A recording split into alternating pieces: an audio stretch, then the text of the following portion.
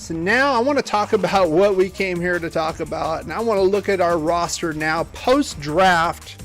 Now that we have all the draft picks in, and kind of I'm going to give you a flavor of what I think where players are going to be. Again, this is a little bit early. I understand that, but let's get right to it. Now, if you haven't looked at my original post-draft player reviews, they're about 2 minutes a piece. I urge you to go do that. I have them on there already. I have links in the description as well if you want to take a look at those after the live stream. Go right ahead. I went into each and every one of them. As I normally do, like with my game reviews and previews, we start on the defensive side. Might be a little bit hard to follow. So this is our front four. This is our linebackers, our safeties, and our corners. The ones that are in silver are the ones that are retained for over at least 1 year or more. These are on the last year contracts like Farrell.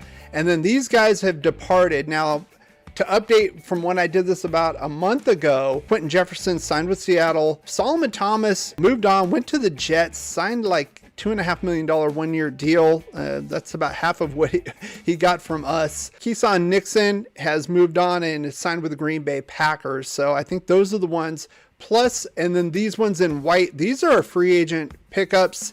I'm not saying they're all going to stay with us when we get to our 53-man roster, but that's the way it shapes up right now. And let's add our 2 defensive draft picks here. Matthew Butler from Tennessee, we talked about, and Neil Farrell Jr. from LSU. Basically a nose type tackle to back up Jonathan Hankins, who we also re-signed. Overall, it looks pretty good. I would say with the exception of corner, and that kind of gins up that same interest with the James Bradbury rumors. It really kind of makes sense because, again, Rock Ya-Sin would be our other guy. I don't see either one of these as a true cornerback one yet. They can prove me wrong. I don't see it. And getting a guy like Bradbury who knows Patrick Graham's system here would just make total sense. Now, as far as the offensive side of the ball goes, same thing. This is our front 5. Now, if you've noticed, I moved Alex Leatherwood since our last time out to right tackle because Josh McDaniels said he's going to give him every opportunity to earn that starting spot for which he was drafted at. And I take him at his words. I put Denzel Good right now.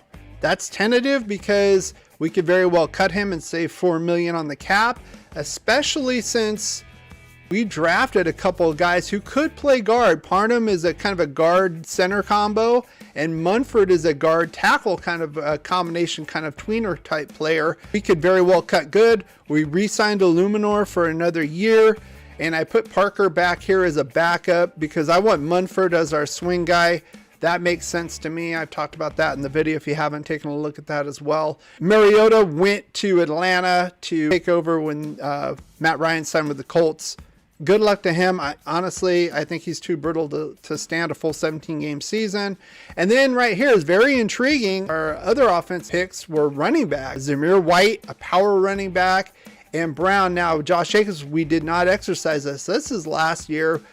There is a chance we could re-sign him. I highly doubt it. I think they were probably trying to shop him around during the draft, to be honest with you. But there's no real market for running backs in general nowadays. I hate to say it, they're kind of more of a dime a dozen.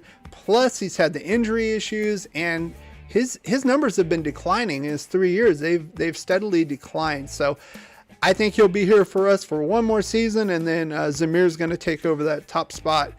Britton Brown is a very intriguing pick, 7th round pick, another between the tackles, kind of bruiser pick. You can check out my video. I got the link in the description if you want that.